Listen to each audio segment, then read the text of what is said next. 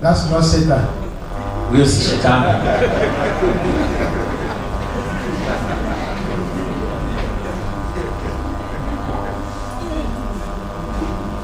We thank God for the grace He has given us. Tunashukuru Mungu kwa sababu ya neema ambayo ametupatia. We have enjoyed being with you. Tumefurahia kuwa pamoja nanyi. My brother, my beloved brother Bruce, Pastor Bruce always looks forward to coming. Yangu mpendwa mchungaji Bruce kila wakati yeye anatazamia kurudi huku tena. After we go, he will ask me, what's the schedule for next year? Baada ya kwenda ataniuliza mpango wa mwaka ujao namna gani.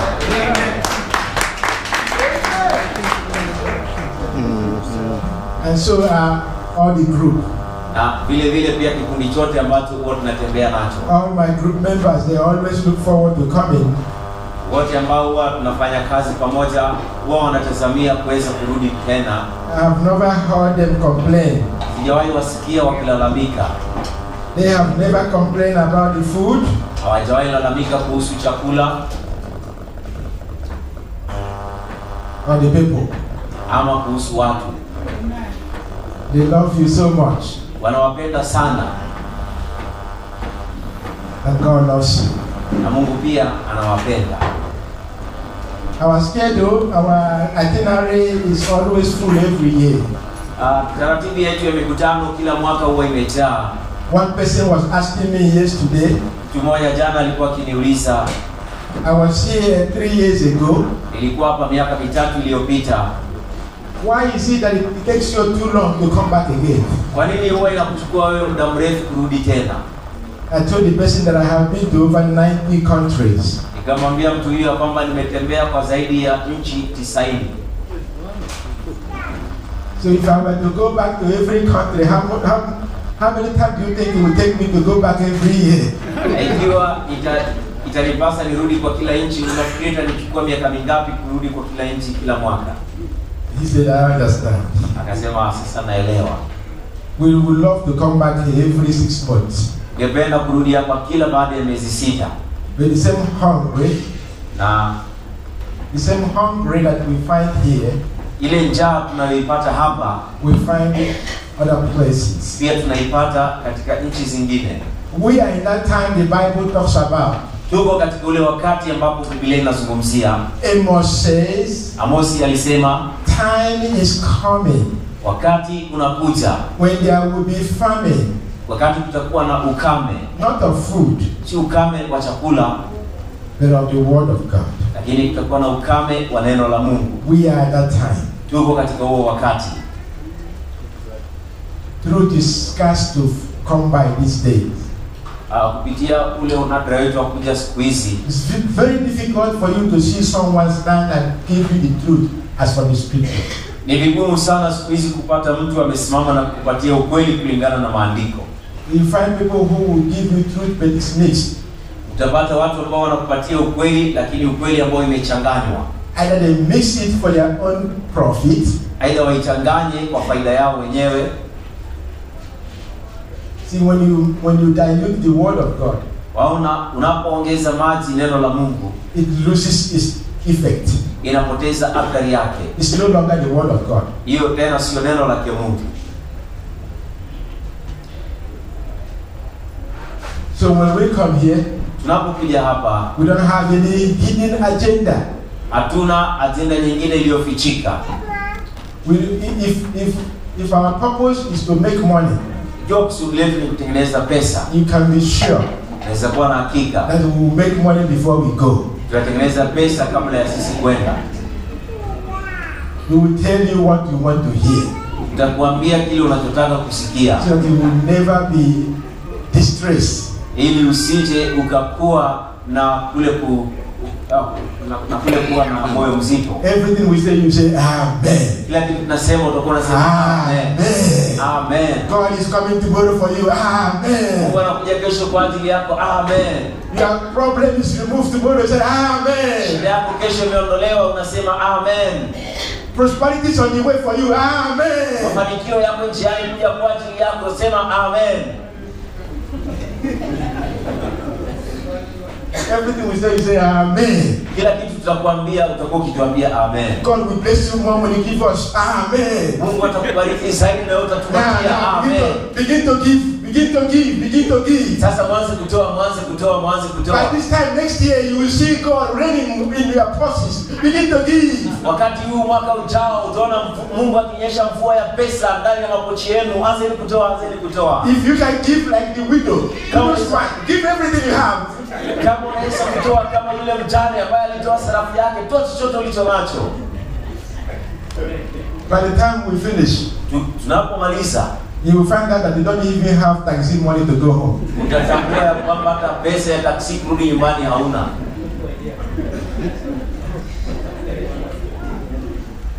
That's what people want to hear. Hicho kile watu wanataka kusikia. And next year you are seeing the same. Na mwaka ujao bado maisha yako ni yale. Kwanza shida inakuwa imeongezeka. Every year is your year. Kila mwaka inakuwa mwaka yako. Until you die. Mpaka utakufa.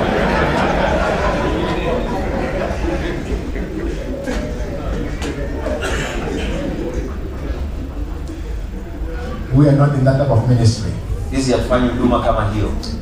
Personally, I will rather die binafsi ni afadhali nife than to partake of such ministry. kuliko kushiriki huduma kama hiyo.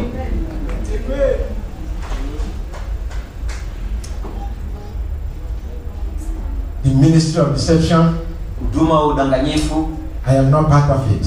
Mimi si sehemu ya hiyo huduma. I will not be part of it. Na siwezi kuwa sehemu yake. If the Lord wants me here, kama Bwana anataka nije hapa, He will send me here. Yeye atanituma hapa. Without any gimmicks. Pasipo sarakasi ya aina yoyote.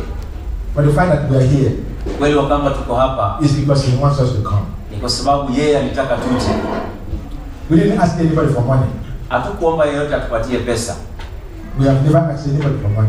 Hatujawahi muuliza yeyote atupatie pesa. For 20 years. Kwa miaka 20. And we have covered 90 countries. Na tumetembea nchi 90. I have written about 20 books. Nimeandika takribani vitabu 20. We've distributed them by the hundreds of thousands all over the world. Tumevitawanya kwa maelfu, kwa mamia ya maelfu ulimwenguni kote. We have not sold one book. Hatujauza hata kitabu kimoja.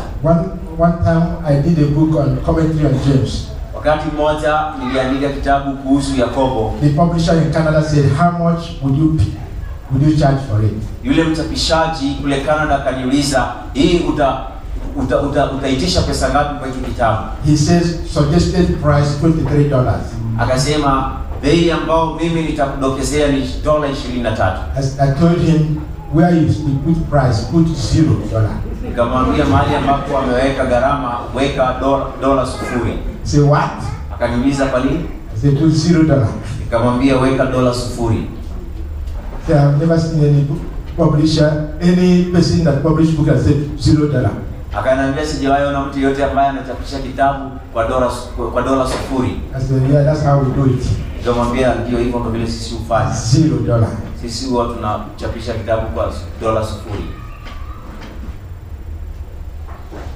God has given to us. Mungu ametupatia sisi. Freely we have received. Bure tumepokea. Freely we give. Bure tunapeana.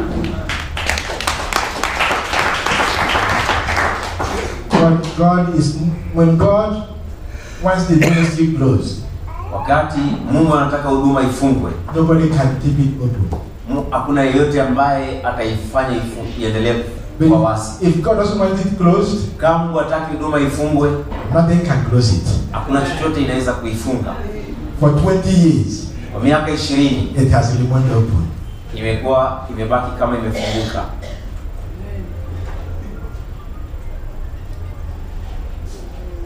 Last time we went to Amsterdam. Wakati uliopita tulienda kule Amsterdam. Our host asked us question. Mwenyeji wetu akatuuliza swali. In the group of pastors. Katikati ya kikundi cha wachungaji. He stood up. Akasimama. He said, "Reverend, akaniuliza kasisi, I have one question. I have questions for you." Akaniambia nina maswali kwako. He said, "I have gone through your website." Akaniambia nimepitia kwenye website yako. My first question.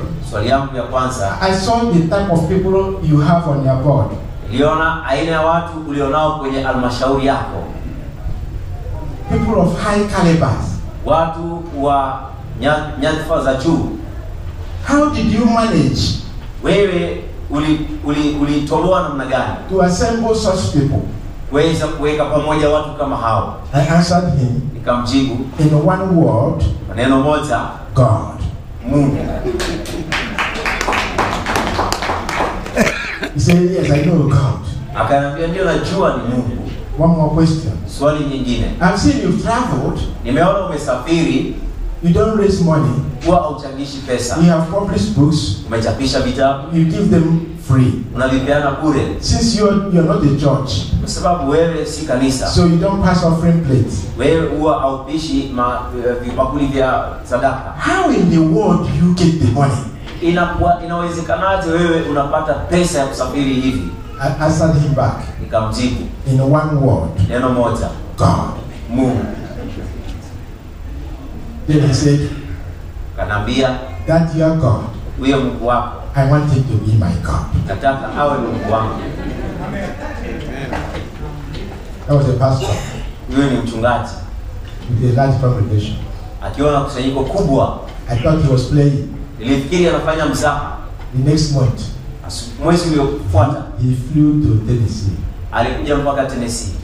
He came to the office Akaja kwa ofisi yetu with questions akiwa na maswali typed. ambayo yamechapishwa. So I picked him up from the hotel Ili tulipomchukua kutoka hotelini about 9 o'clock. saa 3, The only time we break was when we had lunch. wakati wa pekee tulipata pumziko ni wakati wa chakula cha mchana. By 6 o'clock, I was driving him back to his hotel. Saa 12 jioni nilikuwa namwendesha kumrudisha kwenye hoteli yake. He was so excited. Alikuwa amefurahia sana. He called his fellow pastor in Australia. Akapigia wachungaji wenzake kule Australia. He said, Akasema, brother, ndugu, I just want you to know one thing. nataka mjue jambo moja. There comes a time Unafikanga wakati when we need to sit down wakati tunahitaji kukaa chini and evaluate that which we think we know. na kukagua kile tunachofikiria ya kwamba tunajua.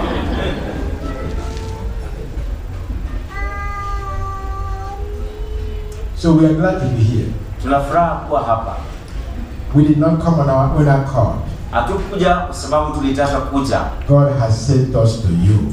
Mungu ametutuma kwenu. God is still at work. Mungu bado anafanya kazi. God is still at work. Mungu bado anafanya kazi. Even though he may seem that he is no longer care about you. Hata ingawa uende ikaonekana kana kwamba yeye ni kama siku hizi hakujali, He cares. anajali. Just because you don't see it Kwa sababu wewe hauioni immediately mara moja, doesn't mean he doesn't have a plan. haimaanishi kwamba yeye hana mpango. Someone asked me during the break. Na mtu aliniuliza swali wakati tulikuwa tunapumzika. I want to bring it up a little bit. Nataka tu nilete kidogo. Sometimes we always think of blessing Wakati mwingine kila wakati tunafikiria kuhusu baraka in terms of material things, kama vitu vya kimali, money, pesa. not necessarily. Sio hivyo. God's blessing comes in different packages. Baraka za Mungu huja kwa mafurushi tofauti. God knows what suits each person best. Mungu anajua kile kinachomfaa kila mmoja vizuri. There are some people you give them money, Na watu wengine ukiwapa pesa, you destroy them. utakuwa umewaangamiza. God knows Mungu anajua maybe all you need is children. ya kwamba pengine yote unayohitaji ni watoto. God, it becomes a blessing for you. Hiyo inakuwa baraka kwako. God gives you children, Mungu anakupa watoto, healthy children, watoto wenye afya, and they bring happiness back to you. na wanakuletea furaha. That's a blessing. Hiyo ni baraka. It may be good health. Wende ikawa ni afya nzuri, You never get to hospital uendi hospitali from year to year. mwaka baada ya mwaka, So strong, ukiwa na nguvu like a palm tree. kama mtu wa mtende. Maybe a blessing from God. Pengine ni baraka kutoka kwa Mungu. Different packages. Vifurushi tofauti. The mistake we make Makosa ambayo sisi hufanya is to look on the other side ni tunapoangalia upande ule mwingine, and look at somebody else's blessing, alafu naangalia baraka ya mtu mwingine, and we think that our own is not forthcoming. alafu tunafikiria kwamba yetu bado haijakuja. If you have capacity, kama uko na uwezo, God will bless you. Mungu atakubariki. His own way, Njia yake mwenyewe, not your own way. sio njia yako wewe. My own way Njia yangu mimi is not his own way. sio njia yake yeye. My ways are not his ways. Njia zangu si njia zake. So be content Sasa ile ninachosema, in wherever you find yourself. popote ambapo unajipata, tosheka. But the bottom line as we leave this place today, Hii ni msingi wake tunapotoka mahali hapa leo hii. what have you learned? Wewe umejifunza nini? Just learning is not enough. Kujifunza tu haitoshi. It's not enough. Haitoshi. Until you apply what you have learned, Mpaka ufanyie kazi kile ulichojifunza, don't expect any progress. usitarajie maendeleo yoyote. Ezra, when they came back from exile, wakati alirudi kutoka utumwani, in Ezra chapter 7 verse 10, kwenye kitabu cha Ezra sura ya 7 mstari wa 10, the first thing Ezra did, jambo la kwanza Ezra alifanya, I think in 7:10 or 10:7, aidha 7:10 ama 10:7, the first thing Ezra did was, jambo la kwanza Ezra alifanya ilikuwa he took time alichukua wakati and studied the scripture. akayasoma maandiko. Then the second thing he did, Jambo la pili alifanya, he applied it to himself. aliyatumia yale maandiko kwa maisha yake. And the third thing, Na jambo la tatu, then he began to teach other people. alianza kuwafundisha watu wengine. You see, your life Waona maisha yako is a model. ni mfano, It goes along with what you teach. inaenda pamoja na kile unachofundisha. If what you teach Kiwa chenye unafundisha does not go along with your life, akiambatani na maisha yako, it's just useless. hiyo ni bure. And so as we leave this place, Ndio maana tunapotoka mahali hapa, what have you learned? wewe umejifunza nini? How will you apply it? Wewe utaitumia namna gani? We have spoken about storm, Tumezungumza kuhusu tufani, various types of storms. aina tofauti ya tufani. So, what I have found is that Christians today, Kile nimegundua ni kwamba Wakristo leo hii we receive more storms for correction tunapokea tufani nyingi zaidi kwa ajili ya kutuonya than we are receiving for blessing. kuliko zaidi vile tunavyopokea kwa ajili ya baraka. We are getting more storms for correction Tunapokea tufani zaidi kwa ajili ya kutuonya than we are getting for blessing. kuliko zaidi tunavyopokea kwa baraka. Why? Kwa nini? Something is wrong somewhere. Kuna makosa mahali. And that's why reflection is important. Na ndiyo maana kutafakari ni jambo la muhimu sana. God is a God of grace, Mungu ni Mungu wa neema, God of compassion, Mungu wa huruma, God of love, Mungu wa upendo, long suffering. Mungu wa uvumilivu.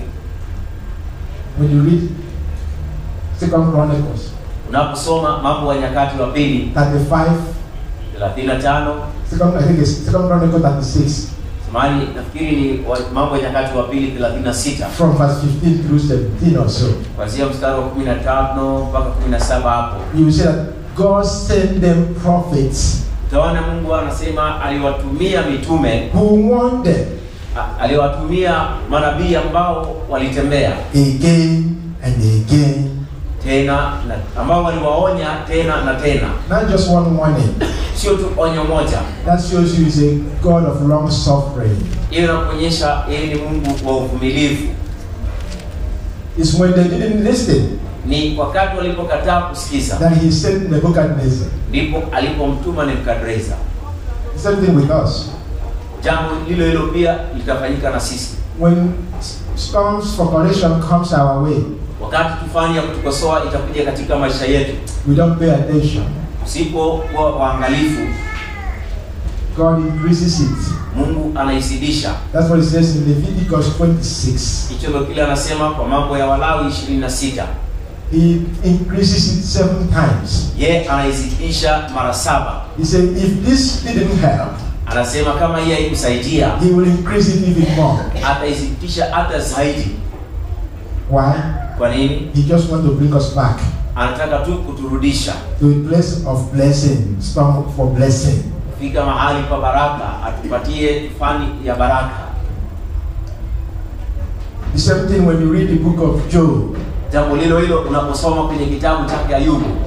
Job was raised to warn the people of God. Ayubu yeye aliinuliwa kuweza kuwaonya watu wake Mungu. Job, the book of Job, Kitabu cha Yoeli, in my opinion, kwa wazo langu, is the most quoted scripture in the Old Testament. ndio kitabu ambacho kimenukuliwa zaidi katika Agano la Kale. And the people always quote Job chapter 2, and they quote the part that says in the latter days. Watu kila mara huwa wananukuu kitabu cha Yoeli sura ya 2 na wananukuu sasa ile sehemu inayosema siku za mwisho. I'll pour my spirit. Nitaimimina roho wangu. Well, when you look at Job, Lakini unapoangalia kitabu cha Yoeli, Job is mostly a prophet for the future. Yoeli sasa yeye ni nabii anayetabiri mambo yanayokuja. Prophecy for the future. Unabii wa mambo yanayokuja Mostly. sana sana. Even though Peter alluded to that passage, Hata ingawa Petro yeye pia aliweza kunukuu hicho kitabu, that was not the fulfillment of Job's prophecy. hiyo haikuwa ni kule kutimizwa kwa unabii wake Yoeli. It's still future. Ilikuwa bado siku za usoni. That's homework for you. Hiyo ni kazi yako ya nyumbani. You know why it's still future? Najua kwa nini bado ingali siku za usoni. There are other things that was attached by Job's prophecy. Na mambo mengine yaliyoambatanishwa na unabii wake Yoeli. The moon turning into darkness and all those signs that follow. Mwezi ugeuka kuwa giza na hayo mambo yote na ishara zote zinazofuata. It's still future. Bado hiyo ni siku za usoni. In relation to the people of God. Katika kuhusiana na watu wake Mungu. Israel. Ni vyema. The Jews. Zamani wa Israeli, Wayahudi. You know why I believe it's not for the church? Wajua kwa nini naamini hiyo sio kwa ajili ya watu wa kanisa? You know why? Wajua kwa nini? Because the church was hidden from the Old Testament. Sababu kanisa lilikuwa limefichika katika Agano la Kale. The Old Testament didn't know about the church. Agano la Kale hawakujua kuhusu kanisa. It was like two mountains. Ilikuwa ni kama milima miwili. They stood on one mountain. Walisimama kwa mlima mmoja. They looked through and saw another mountain. Wakaangalia ng'ambo ya pili wakaona mlima mwingine. The first mountain was the first advent of Christ. Mlima wa kwanza ilikuwa ni kuhusu kuja kwa kwanza kwake Kristo. The coming of the Messiah. Kule kuja kwake Mesia. Then they looked another and saw the second advent. Wakaangalia kule ng'ambo ya pili wakaona kuja kwake kwa pili. They did not see the valley. Hawakuona lile bonde. And the valley is the church. Nalo bonde hiyo ndio kanisa. Yes. It was hidden from them. Hiyo ilifichwa kutoka kwao. That's what the Bible says. Hicho kile Biblia inasema it was hidden. Ilikuwa imefichika. So how can they be prophesying something they didn't know about? Sasa wao inawezekanaje walikuwa wanatabiri kitu ambacho hawakuwa wanajua kuhusu? So in Joel, kwenye kitabu cha Yoeli, the reason why I mentioned Joel, sababu nimetaja Yoeli, in Joel chapter 2, kwenye kitabu cha Yoeli sura ya 2, God says something, I believe in verse 14. Mungu anasema jambo naamini kwenye mstari wa 14. I think in verse 14, mstari wa 14, look at verse 13 perhaps. Hebu angalia mstari wa 13. Yeah, getting a little bit in verse 13, mstari wa 13, God said, rend your hearts and not your garments. Mungu anasema rarueni mioyo yenu wala si mavazi yenu. Return to the Lord your God, mkamrudie Bwana Mungu wenu, for he is gracious, kwa maana yeye ndiye mwenye neema, and merciful, amejaa huruma, slow to anger, si mwepesi wa hasira, and of great kindness. ni mwingi wa rehema. Verse 14, Mstari wa 14, who knows Nani ajuaye if he will turn and relent from the storm? kwamba hatarudi na kugeuka na kutuachia baraka nyuma yake. So God is not interested Mungu yeye hana haja in just merely confession and say, okay, God, that's it, I have changed my way. Mungu hana haja tu na kule kukiri ama kuungama na kusema nimebadilisha njia zangu. God wants us to be serious. Mungu anataka tuwe watu wa kumaanisha. He wants us to be serious. Anataka tuwe watu wa kumaanisha. When we reflect, tunapotafakari, God wants us to be serious. Mungu anataka tuwe watu wa kumaanisha. The same was true of David. Maneno hayo pia ni kweli kwa Daudi. After David committed adultery, baada ya Daudi kufanya uasherati, and God dealt him in love, Mungu akamshughulikia kwa upendo. There's not a scripture, there's not a place in the Bible, hakuna maandiko wala mahali popote katika Biblia where it said that David saw a woman and married her. Mahali inasema Daudi aliona mwanamke akamuoa. We can't find any other passage. Huwezi ukapata sehemu nyingine yoyote that connects David to a woman. ambayo inaunganisha Daudi na mwanamke. David was finished with women. Daudi alikuwa amekwisha na wanawake. And I'm sure, nami na hakika, based on my own opinion, kulingana na wazo langu mwenyewe, after that, baada ya hapo, he may have called his people, wenda akawa aliambia watu wake, raise this wall. Mniinulie huu ukuta. I don't want to be able to look down and see anything. Ili nisiangalie chini nikaona chochote. When God is finished with you, wakati Mungu anamalizana na wewe, you will know he is God. Utajua kwamba yeye ni Mungu. And you are his creature. Na wewe ni kiumbe chake. I have two lessons. Nina masomo mawili. But I will be brief in each lesson. Lakini nitafupisha kila somo. The first lesson, somo la kwanza, is Jesus Christ controls history. Yesu Kristo anatawala historia. Jesus Christ controls history. Yesu Kristo anatawala historia. We hear people say that. Watu nasikia watu wakisema kwamba. What does it mean? Inamaanisha nini? Let's bow our heads in prayer. Tuinamishe vichwa vyetu tuombe. Holy God, Mungu mtakatifu, open our eyes to your truth. Fungua macho yetu kwa kweli yako. In Christ's name. Katika jina la Kristo. Amen. Amen. Jesus Christ controls history. Yesu Kristo anatawala ama anaongoza historia. What does it mean? Inamaanisha nini? It means inamaanisha he is in control of the whole universe. Yeye anaongoza ulimwengu wote. He is in control of whatever is happening inside it. Yeye anaongoza chochote kinachofanyika ndani yake. He is in control of what is happening on the planet Earth. Anaongoza chochote kinachotendeka katika ulimwengu. He controls the planet. Yeye anatawala sayari. He controls the weather. Yeye anatawala hali ya anga. If there is any climate change, kama kuna mabadiliko yoyote ya aina yoyote kwa anga, it's because he's controlling it and making it to change. Ni kwa sababu ndiyo anayeitawala na kuifanya hiyo ibadilike. If Jesus said that the temperature this year, Yesu akisema hali ya joto mwaka huu will be 80 or 30 centigrade, itakuwa ni nyuzi 80 ama 30, and that's what he said before the creation. Na hicho ndio kile alisema kabla ya kuumba vyote. Do you know what it means? Je, inamaanisha nini? It means that there's nothing you can do. Inamaanisha hakuna chochote ambacho wewe unaweza fanya to make it 32 degrees. Kuifanya iwe nyuzi 32. There's no amount of pollution. Hakuna kiwango cha uchafuzi you can put in the air. Unaweza weka katika anga to make it change to 32 degrees. Kuibadilisha iwe nyuzi 33. That what means that he's in control. Hiyo inamaanisha kwamba yeye ndiye anaitawala. We are not in control. Sisi hatutawali. He is in control. Yeye ndiye anaitawala.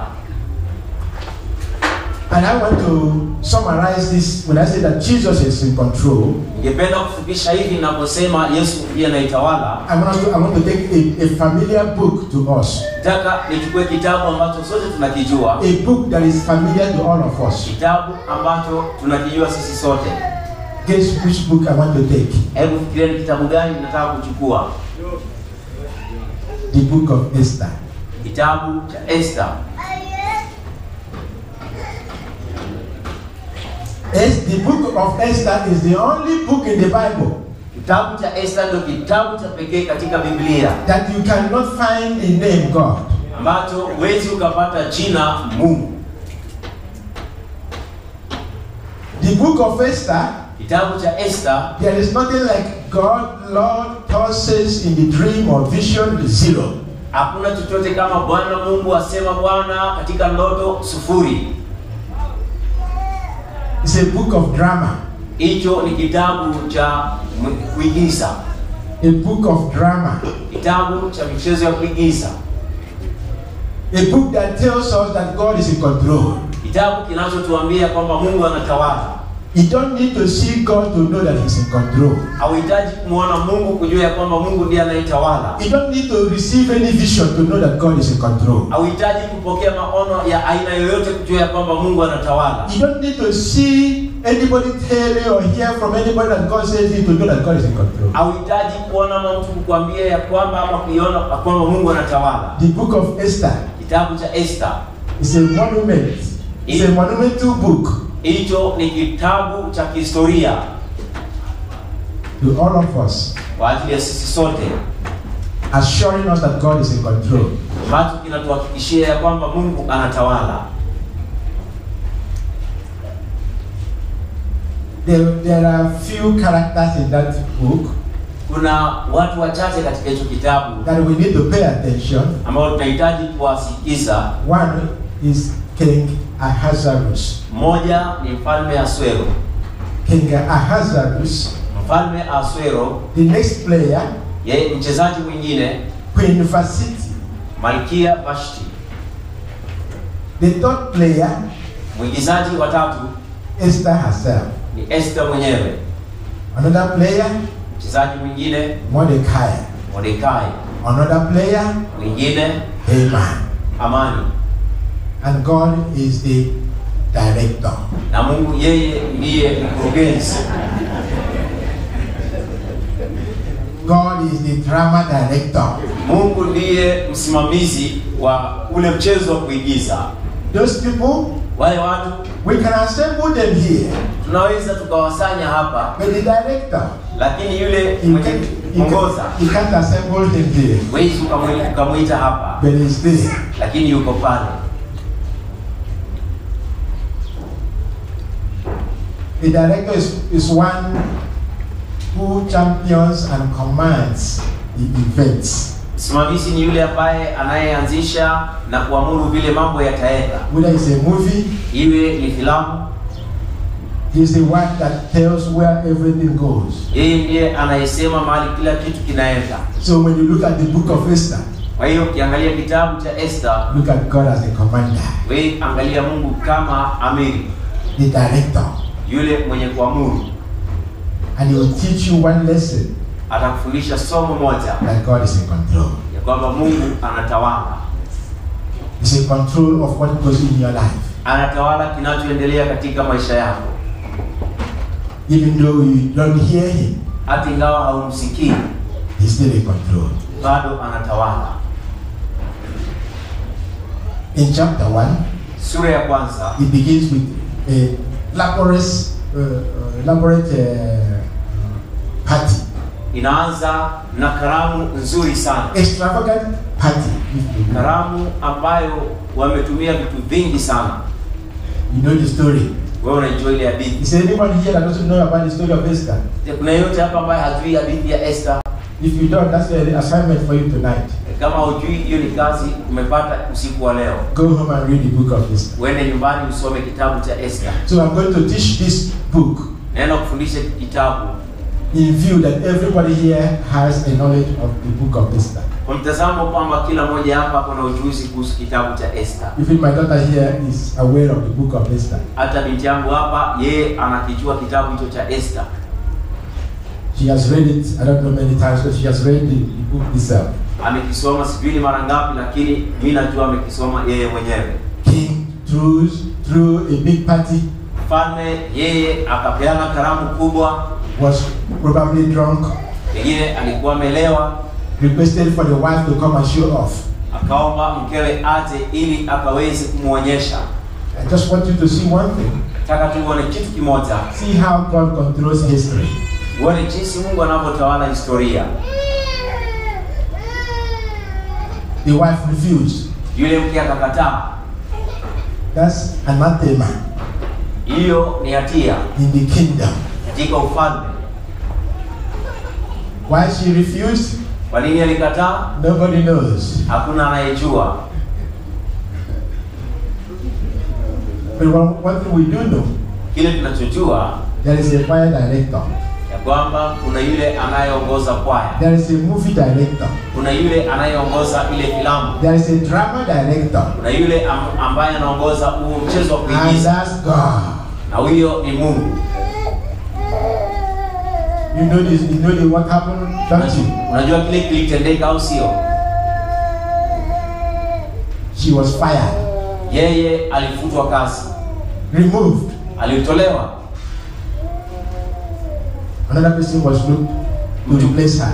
Mtu mwingine akachukuliwa kumbadilisha. You know who was found? Wajua nani aliyepatikana? In all he covered over 120 states. Yeye alikuwa anatawala zaidi ya majimbo 120. Only one person was found. Ni mtu mmoja tu alipatikana. To be beautiful. Kwa mrembo. What's her name? Jina lake ni nani? Esther. Esther. Do you mean to tell me wewe wataka kuniambia that Esther was the most beautiful person in all this country? Ya kwamba Esther ndiye alikuwa mtu mrembo zaidi katika hiyo nchi yote nzima? I don't think so. Sifikiri. But when you read the Bible, it says Esther found favor. Kile unaposoma Biblia inasema Esther alipata kibali. Esther found favor. Esther alipata kibali. You see, some people you marry when you marry your wife. Watu wengine unapooa, ukimwoa mkeo, you are the only one that see what you see. Wewe tu ndio unaona kile uliona. Your wife may be the ugliest person in town.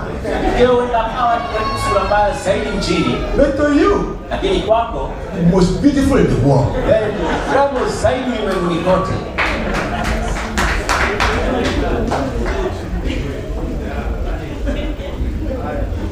You are the one who see what you have seen. Another man looks at her and says, how did you come to marry this woman?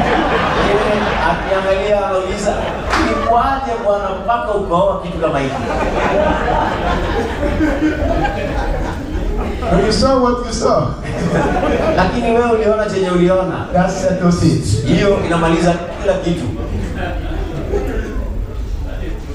The choir director, the drama director, made the king to see something that he needed to see. Alifanya mfalme kuona kile ambacho yeye angeweza kuona. And that settled it. Na hiyo ikaimaliza hivyo. It's not finished yet.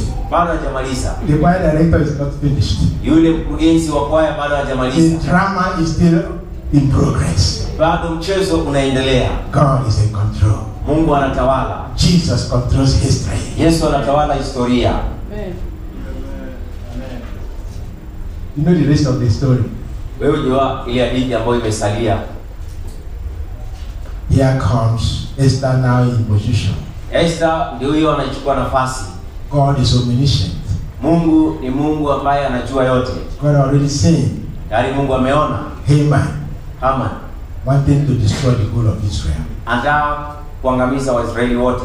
And the drama director, na yule mkurugenzi wa drama, must put everything in place. Lazima atengeneze kila kitu to thwart the plan of the enemy. Ili kuangamiza mpango wa adui. That's what you say, that he is in control. Ndio maana tunasema yeye anatawala. Though you may not understand what he's doing, ingawa wewe usielewe kile ambacho anafanya, his work is perfect. Kazi yake ni kamili. If you are a believer in Christ, kama ni mwenye kumwamini Kristo, and you are growing in grace, na unaendelea kukua katika neema, you don't need to hear the voice of God. Hauhitaji kusikia sauti ya Mungu. Because there was none in this book of Esther.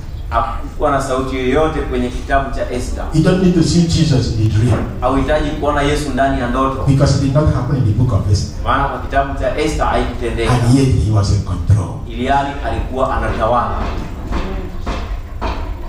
If you are a believer growing in grace, ikiwa wewe ni muamini ambaye anakuwa katika neema, know one thing. Jua kitu kimoja. God is orchestrating your way. Mungu ndiye anaipanga njia yako. It's not, doesn't sleep. Yeye halali. You are the apple of his eye, like my brother said the first day. Wewe ni mboni ya jicho lake kama alivyosema ndugu yangu siku ya kwanza. You're so precious to him. Wewe ni wa thamani sana kwake. Here now Esther is becomes the queen. Hapa Esther amekuwa malkia sasa. Another man comes along. Mtu mwingine anakuja. His name Haman. Jina lake anaitwa Hamani. Another player. Mchezaji mwingine. He comes and he rises to a rank. Anakuja na anapandishwa cheo. Haman does not like the Jews. Haman apendi Wayahudi. He wanted them to be wiped out. Alitaka waangamizwe. But how did he get there? Lakini yeye alifikaje hapo? Mordekai, a relative of Esther, jamaa yake Esther, he trained Esther well. Alimfundisha Esther vizuri. See, up to this point, Waona kufikia wakati huu, the king did not know that Esther was Jewish. Falme hakujua kwamba Esther ni Myahudi. He didn't know. Hakujua. Because Mordecai said, keep your mouth shut. Maana Mordekai alisema funga mdomo wako kabisa. Thank God she wasn't the people of our generation. Hakuwa watu wa kizazi chetu. They would say, you don't tell me what to do. Angesema wewe huniambii cha kufanya. Uncle, I'm old myself. I know how to manage my life. Jomba, mimi ni mzee kivyangu. Najua jinsi ya kuongoza maisha yangu. But she did what she was told. Lakini yeye alifanya kile alichoambiwa. Another player, mchezaji mwingine, Mordekai, apparently was just staying by the gate. Alikuwa tu ni bawabu pale mlangoni. Maybe a gate man. Pengine bawabu Opens the gate. Anafungua mlango. And he walked through. Na wewe unatembea ukiingia ndani. A lonely job. Kazi ya chini. When the drama director, lakini yule mwenye kuongoza mchezo, he also knows how to take someone from the ashes. Anajua jinsi ya kumokota mtu kutoka kwenye mavumbi. And put him to a position of prominence. Na kumweka kwa nafasi ya kuheshimika. Another lesson there. Somo lingine pale. Mordekai thwarted a plan to kill the king. Yeye alipangua mpango wa kumuua mfalme. You know about the story, don't you? Wewe unajua hiyo hadithi sio? And he was told the king. Akaambiwa mfalme. And it was recorded. Ikanakiliwa. The king was busy. Mfalme alikuwa anashughulika. The king did not even say, bring Mordecai, let me greet him. Mfalme hata hakusema mlete Mordekai hata nimsalimie. He forgot. Alisahau. Who made him forget? Nani alimfanya asahau? The director. Yule mkurugenzi. Why? Kwa nini? Not the time yet. Bado wakati. He is the director. Yeye ndiye mkurugenzi. He has put everything in place. Yeye ameweka kila kitu kwa nafasi yake. And he is controlling everything. Naye anaongoza kila kitu. The same thing in your life. Vivyo hivyo pia na maisha yako. Just because you reached for position, Kwa sababu umefikia hiyo cheo, you didn't get it today, au kuipata leo, doesn't mean he has forgotten. haimaanishi ya kwamba amesahau. Just because you look for blessing today, Kwa sababu wewe unatafuta baraka leo, you didn't get it today, na au kuipata leo, it doesn't mean the drama director has forgotten. haimaanishi ya kwamba yule msimamizi wa hiyo mchezo amesahau. Time. Wakati.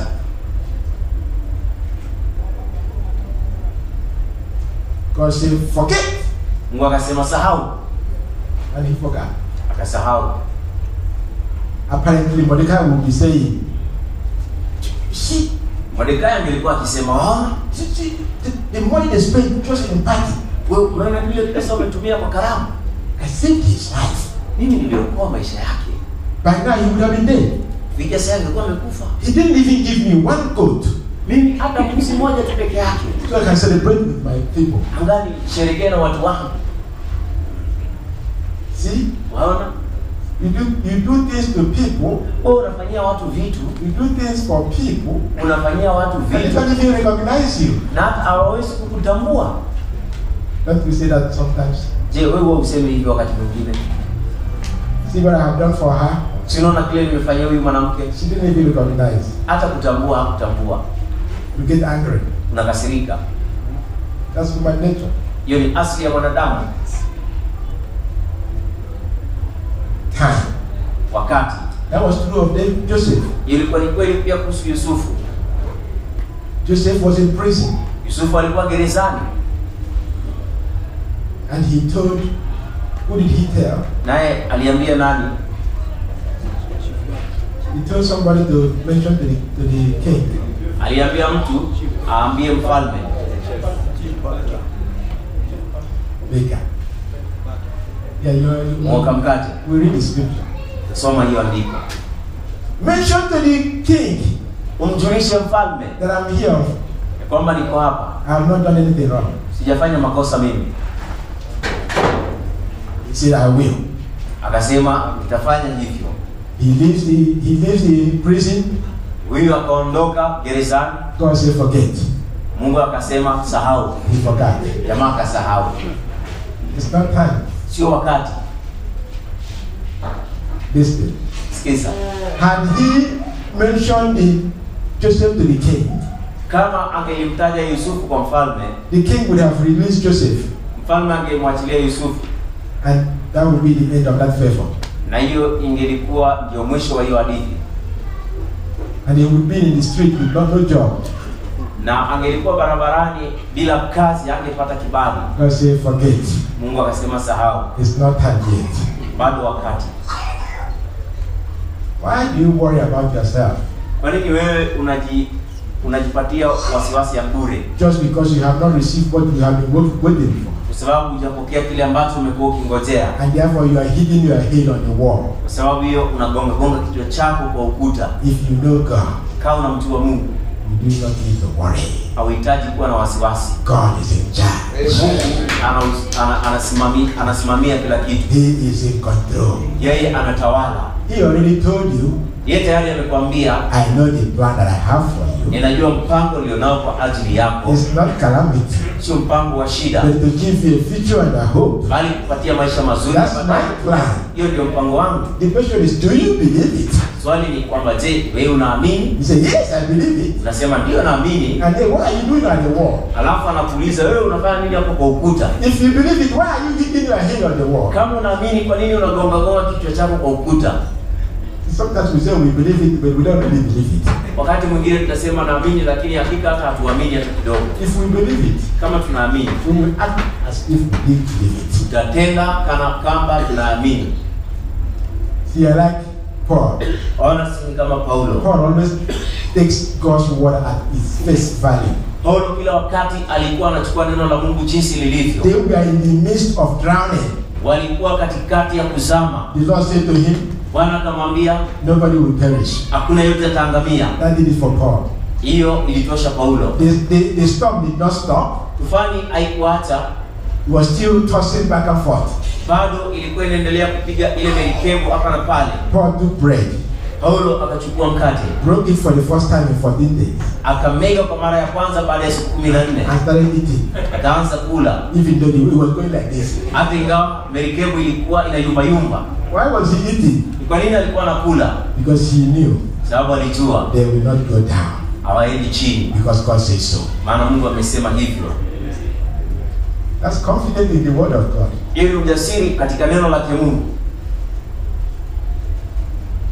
Forget. Sahau. The same thing in Joseph's time. Jambo hilo hilo wakati wa Yusufu, The drama director yule mwenye kusimamia ile mchezo set everything in place. aliandaa kila kitu. While the king was scratching his head, Kati mfalme alikuwa kuna kichwa chake, God said to the baker, Mungu akamwambia yule mwakati, remember. kumbuka. I can't remember what you get, the man you need. Ule jamaa, kuna jamaa ambaye alikuwa hitaji mahali. Just in few seconds. Sekunde chache tu kidogo. Or in few minutes. Dakika chache. He went from the ashes to the throne. Alitolewa kutoka kwenye mavumbi mpaka kwenye enzi. Drama director. Mwenye kusimamia ule mchezo. He is in control. Yeye anatawala. Not your circumstances. Sio hali zako. Not Satan. Sio shetani. The drama director. Mwenye kusimamia mchezo.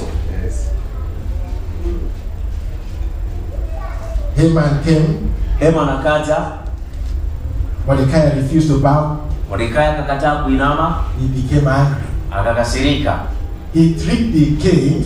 Yeye alimdanganya mfalme So that the king signed ili mfalme aweze kutia sahihi an edict to wipe out all the Jews. Amri ya kuangamiza Wayahudi wote. See, the Jews, Wana Wayahudi, if you don't believe in God, usipomwamini Mungu. one professor mmoja, he said, akasema, if you have question about whether God exists, ikiwa na swali iwapo Mungu yupo ama hapana, he said one word, kwa neno moja, Israel. Israel.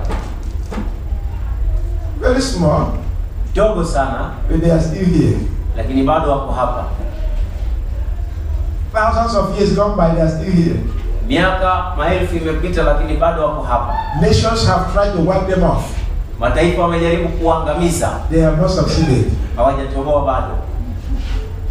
One of them was this king we're talking about. Mmoja wao alikuwa ni mfalme tunaongea kuhusu. It wasn't him, he was tricked Sio yeye alidanganywa by Haman. na Hamani. So Haman wrote Hamani akaandika strongest words, maneno mazito sana, annihilate, na angamiza, destroy, angamiza kabisa, wipe out, wafagie wherever you find them. wote utawapata. But guess what? Lakini fikiria nini? Had he succeeded, Kama angelifaulu and there's not a single Jew left, na hakukuwa na Myahudi hata mmoja amebaki, Satan will celebrate victory. Shetani angesherehekea ushindi, Because the Davidic covenant did not come through. kwa sababu agano la Daudi alikutimia. God had made a promise Mungu alikuwa amepeana ahadi that he will set a man on the throne of David kwamba ataweka mtu kwa enzi yake Daudi, who will rule his people. ambaye atatawala watu wake. But what Jesus comes along, there's not a single Jew. Lakini wakati Yesu anapokuja hakuna Myahudi hata mmoja. That means God has failed. Hiyo inamaanisha Mungu ameshindwa. That's why you still find Jews here. Ndio maana bado unapata Wayahudi wako pamoja You will nasi. continue to find them Utaendelea kuwapata until the King of Kings returns mpaka mfalme wa wafalme arudi, to rule over them utawala juu yao as promised in the scripture. kama ilivyoahidiwa katika maandiko. That's why they are still here. Ndio maana bado wako hapa. Nobody can remove them. Hakuna mtu ambaye anaweza kuwatoa. With that, Na hiyo do you want to fear God? ndio unataka kumwogopa Mungu? You better fear Him. Heri umwogope.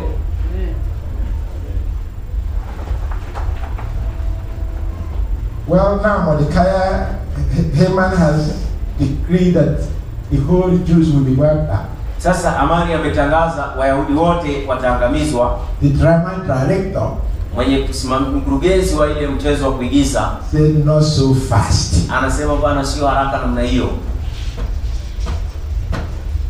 Now he continues. Sasa anaendelea. Mordecai comes along Mordekai anakuja and makes known na anatambulisha, and reveals to Esther anamtambulishia Esther what Haman has in mind. kile ambacho Amani anataka kufanya.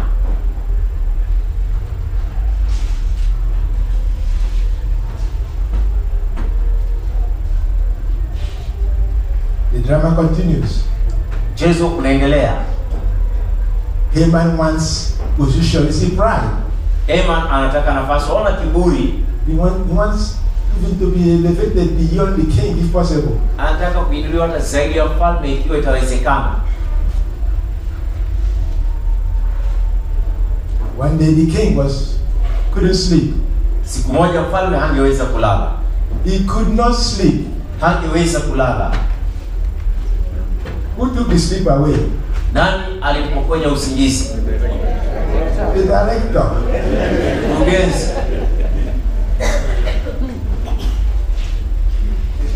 Sleep comes from him. Usingizi unatoka kwake. You read the Bible, it says deep sleep Kisoma Biblia inasema usingizi mzito comes from him. unakuja kutoka kwake. But this time, Lakini wakati huu stay awake. amka, usilale. He could have asked for people to come and play music Alikuwa na uwezo wa kuomba watu kuja kumchezea muziki, to suit him, kumtuliza like King Saul. kama mfalme Sauli, But not music. lakini hata muziki. I love to read. I want to read. Nataka kusoma. Sio muziki, nataka kusoma. Who is the director? Nani mkurugenzi? God. Mungu. Apparently, there were other files of books. Kulikuwa na faili nyingine za vitabu. Why is it that it's only one that was picked Kwa nini tu ni moja ndio iliokotwa from the shelf toka pale kwenye sarafu that contained the story of Mordecai? ambayo ilikuwa na hadithi yake Mordekai? Director Mkurugenzi is directing the events. yeye anaongoza vile mambo yanatokea. You know the story. Wewe unaitwa hadithi. Reading and reading and reading and reading. Akisoma akaendelea kusoma na kusoma na kusoma, He has not fallen asleep bado hajalala usingizi until something was read. mpaka kitu kikasomwa. Read it again. Hebu soma hiyo tena. Read it again. Hebu soma tena. Did you say Mordecai has saved the king? Usema eti Mordekai aliokuwa mfalme, What was done for him? alifanyiwa nini? Nothing. Hakuna chochote. That's not real. Hiyo si kweli. King, nothing. Mfalme hakuna chochote. Do you mean nothing? I said nothing. Unamaanisha hakufanyiwa chochote? Nimesema chochote, hakufanyiwa chochote. Nothing with capital letters. Hakuna chochote na herufi kubwa kubwa. Nothing. Hakuna chochote.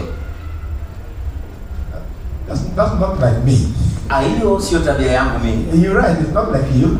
Umesoma ndio uko sawa, But si kama wewe. there's a drama director Lakini kuna yule mkurugenzi wa yule who mchezo is organizing all these things ambaye anapanga hivi vitu vyote to accomplish his ultimate purpose weza kutimiza kusudi lake hapa duniani for his glory. kwa ajili ya utukufu wake.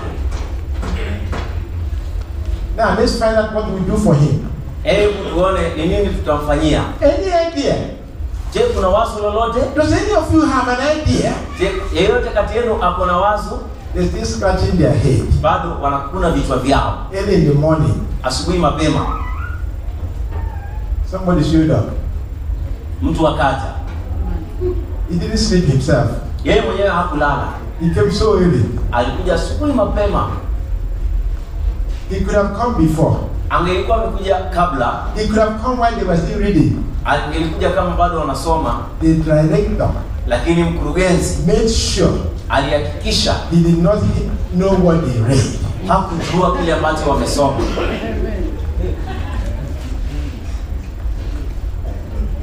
They just finished reading. Walimaliza tu kusoma. And he showed up. Na yeye anatokea. Hey, who is there? Hey, nani yuko hapo? Your body. Your body. Ni mwili wako. Your body is here. Mwili wako uko hapa. Good morning, King. Habari mfalme. What is all this? What are this discussion about? Haya majadiliano yote haya ni nini? I wanted to do something for someone. Nilikuwa nataka nifanyie mtu kitu. Think of what we can do for them. Hebu fikiria ni nini anaweza fanyiwa. Who could that be? Huyo ni nani? I'm the right hand man. Mimi ndiye yule ambaye ako karibu na wewe. Let me tell you what you can do for that man. Wacha nikwambie kile unaweza fanyia huyo mtu. We're going to put crown on his head. Tutaweka taji kwa kichwa chake. We're going to allow him to ride on your own horse. Tunaenda kumruhusu aweze kupanda farasi yako mwenyewe. Really? Kweli? Yes. Ndio. The king talks of him. Mfalme anamwangalia. Whatever you have said, chochote ambacho umesema, don't take anything out of it. Usitoe hata kitu kimoja. Do it for that man at Gate Man. Fanyie yule jamaa pale kwa mlango. Call Mordecai. Mwite Mordekai.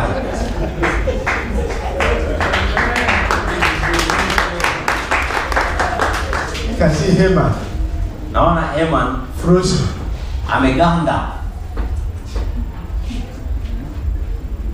Frozen like ice block. Ameganda kama tofali la barafu.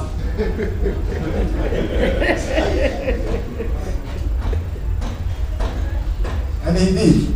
Na akafanya hivyo. Mordecai was on his way Mordekai akawa njiani to the prime minister. kuelekea kwa waziri mkuu. The director is not finished yet. Bado mkurugenzi hajamaliza kazi yake. You know how Esther went there? Wewe wajua jinsi Esther alienda huko?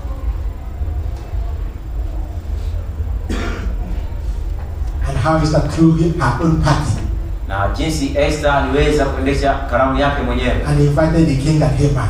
Akaalika mfalme pamoja na Haman. Even Haman said, I'm even known now. Haman mpaka mwenyewe akajigamba, siku hizi nimejulikana pia mimi. Even the queen is inviting me. Hata malkia ananialika mimi. He didn't know Jamaa hakujua that the invitation kwa ule mwaliko was for his head to be cut off. kwa ni mwaliko ya kukata kichwa chake. It's not the musician. Yeye si mwenye kujua yote. The director was. Lakini mwenye kujua yote, mkurugenzi alikuwa mwenye kujua yote. You know the story? Unajua hiyo hadithi? When Esther Wakati Esther finally revealed alifunua hatimaye what would be, kile kitakachofanyika, and he was even more frozen. yeye akaganda zaidi. The king couldn't believe Mfalme angeweza kuamini what he heard. kile ambacho alisikia.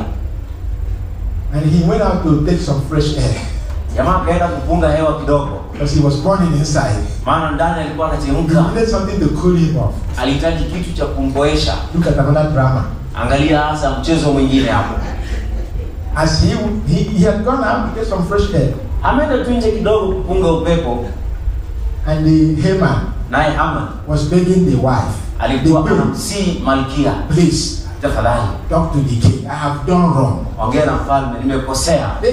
I don't know what happened. Sijui nini kilitendeka. Maybe her foot went into the big gown Pengine mguu wake uliingia kwa lile rinda kubwa, and he tripped naye akajikwaa and fell on top of her. akaanguka juu yake.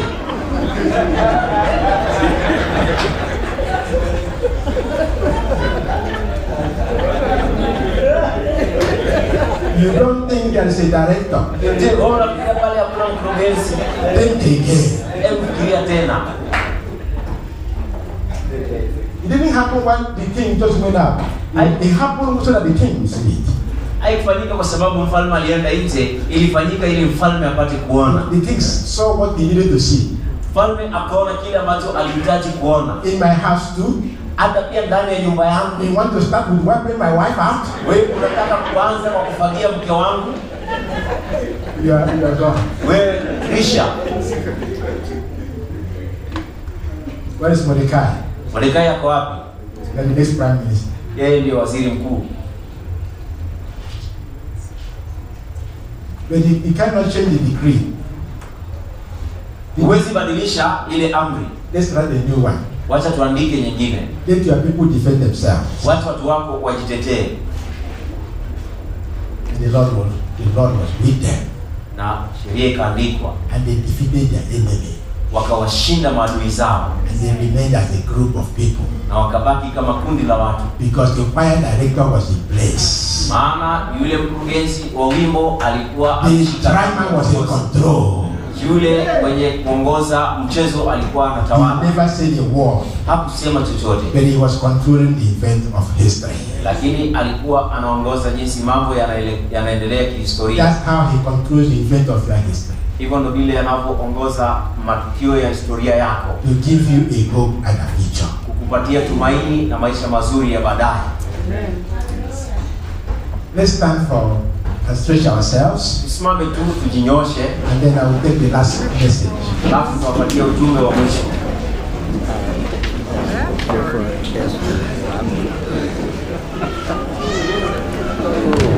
Stretch yourself. Jinyoshe. The last one will be short. I promise you. Hii ya mwisho itakuwa fupi, ninakuahidi. Yeah, we're